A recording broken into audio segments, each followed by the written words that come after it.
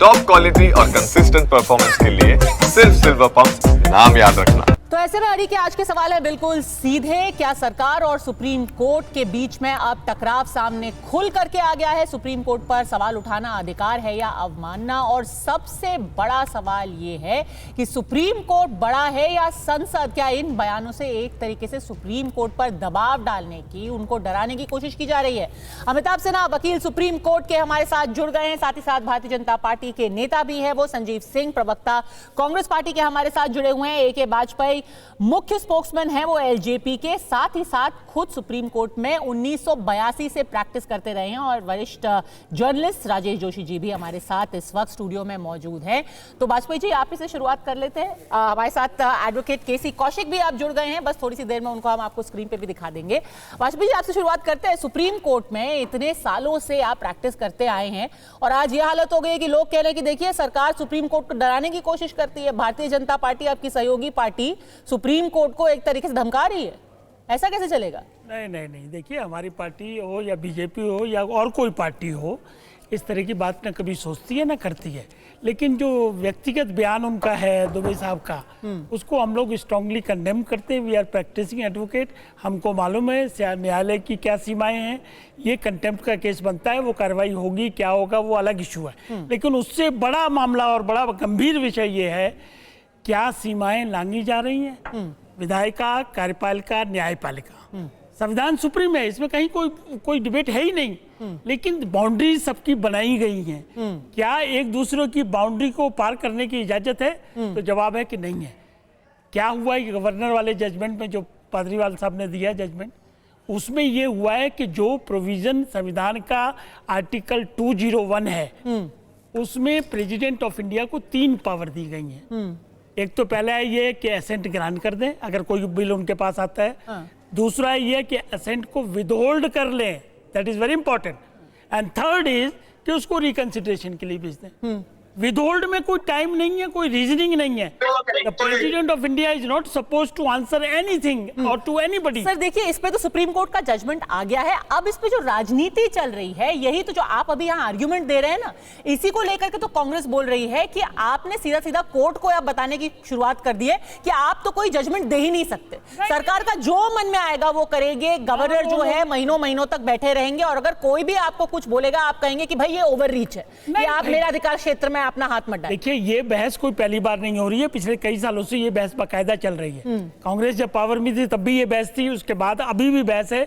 और आरोप लगाना एक सीमा, जजमेंट को क्रिटिसाइज करने का अधिकार है, लेकिन व्यक्तिगत आरोप लगाने का नहीं है। मैं फिर वही बात कहूंगा कि ये मुद्दा सरकार के किसी भी तरीके से अगेंस्ट नहीं जाता है अगर कॉन्स्टिट्यूशनल बाउंड्रीज डिफाइन हो जाए। Already it is already been defined. Constitutional assembly में जो डिबेट हुई थी उसमें सब चीज खुली हुई है। लेकिन एक बार ये फिर मुद्दा इसलिए फैलाया है कि आर्टिकल 142 का सुप्रीम कोर्ट को जो एक्स्ट्राऑर्डिनरी पावर है, कंप्लीट जस्टिस करने की जो बात है, वो कहां तक जाएगा? अच्छा, तो आप कह रहे हैं संजीव जी, यहां पर वाजपेयी जी का साफ साफ कहना है कि देखिए ये कोई एक पार्टी विशेष का तो मुद्दा है ही नहीं।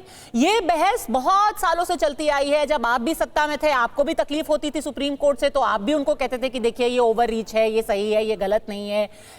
इमरजेंसी का वक्त आपको याद दिलाते हैं और कह रहे हैं कि ये सिर्फ एक संविधान के इंटरप्रिटेशन की बात है, इंटरप्रिटेशन ऑफ पावर्स की बात है। इसको ये कह देना कि भाई भाजपा यहां पर खत्म कर देगी संविधान को, या फिर एलजेपी और पूरा इनका एनडीए मिलकर के कोर्ट पर दबाव बना रहा है, ये सही नहीं है। ये सिर्फ एक डिबेट चल रही है।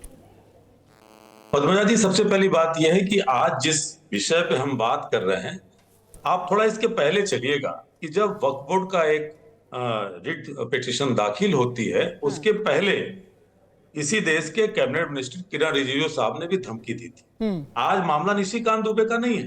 किरण रिजिजू जी से जो शुरुआत होती है और उसके बाद आपने देखा कि उत्तर प्रदेश के पूर्व मुख्यमंत्री, हमने देखा कि दिनेश शर्मा जी का बयान आया। आखिर ऐसा हो क्यों रहा है? इसलिए हो रहा, हम सारे लोग यहाँ पे विद्वान लोग हैं कि हम सब जानते हैं कि हमारे यहाँ न्यायपालिका सर्वोच्च है और जिस न्यायपालिका ये बार बार कहती कि जो संविधान का हमारा बेसिक स्ट्रक्चर है उस पर हमला नहीं होना चाहिए। एक आप बताइए, अगर ये गलत नहीं थे तो क्यों भारतीय जनता पार्टी के राष्ट्रीय अध्यक्ष उनसे पल्ला झाड़ रहे हैं? राष्ट्रीय और वो तो ये भी सबसे मान बड़ा रहे थे, वो सवाल कह रहे है। वो उनका व्यक्तिगत बयान है, हम कोई पूरा नहीं, व्यक्तिगत कैसे- एज ए व्यक्तिगत नहीं हो जा गवर्नमेंट रहा। सरकार कोई नहीं धमका रही, कोई दबाव नहीं बना रही, वो व्यक्तिगत नहीं हो व्यक्तिगत रहा बयान है। हाँ। व्यक्तिगत नहीं हो रहा है, बिल्कुल सोची समझी साजिश के तहत ये हो रहा है। और इसलिए मैं बार बार कह रहा हूं कि अगर यहाँ पे किरण रिजिजू एक जिम्मेदार मंत्री के रूप में कैसे बयान दे सकते हैं, और दूसरी तरफ लगातार आप देख रहे हैं कि जो उनके खिलाफ अवमानना की बात चली, एक विधायक और वो व्यक्ति जिसके फर्जी डॉक्यूमेंट दिल्ली यूनिवर्सिटी ने लताड़ा था, ऐसा व्यक्ति निशिकांत दुबे के बारे में ज्यादा आप सब अच्छी तरह जानते हैं, आपके चैनलों में चीज चलिए, वो व्यक्ति कह रहा है कि देश में गृह युद्ध के लिए सीजीआई के ऊपर कहा जा रहा है। हाँ। इतनी बड़ी हिम्मत, इतनी बड़ी बात कही जा रही है, और उसको आप जो है पूर्व की घटना पर सोची समझी साजिश है क्या आपके हिसाब से? और किरण रिजिजू ने ऐसा क्या बोला जो आप कह रहे हैं कि वो एक तरीके से धमका रहे हैं कोर्ट को? बात यह है कि देखिए, हम जब अनुच्छेद 142 की बात करते हैं तो मेरा जस्ट इतना कहना है कि जस्टिस एबव लॉ। राम मंदिर के मुद्दे में क्या हुआ था?